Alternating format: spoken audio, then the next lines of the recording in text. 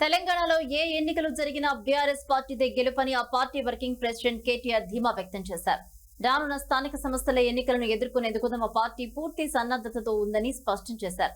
కాంగ్రెస్ ప్రభుత్వం అన్ని వర్గాల ప్రజలకు బాకీ పడిందని, వారి మోసాన్ని ప్రజల ముందు ఉంచేందుకే బాకీ కార్డులు తీసుకొచ్చామని తెలిపారు.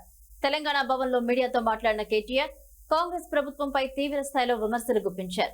ఎన్నికలకు ముందు గ్యారంటీ కార్డుల పేరుతో కాంగ్రెస్ పార్టీ ప్రజలను గారడీ చేసిందని ఆయన ఆరోపించారు.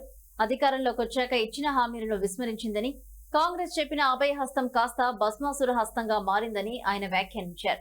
ఈ మోసాన్ని ప్రజలకు గుర్తు చేసేందుకే తమ పార్టీ బాకీ కార్డులను తెరపైకి తెచ్చిందని వివరించారు. కాంగ్రెస్ పాలనపై గ్రామాల్లోని రైతులు తీవ్ర ఆగ్రహంతో ఉన్నారని పేర్కొన్నారు. రాష్ట్రంలో తాజా రాజకీయ పరిస్థితులు తమకు అనుకూలంగా ఉన్నాయని, ప్రజలు తిరిగి కేసీఆర్ పాలనను కోరుకుంటున్నారని అన్నారు.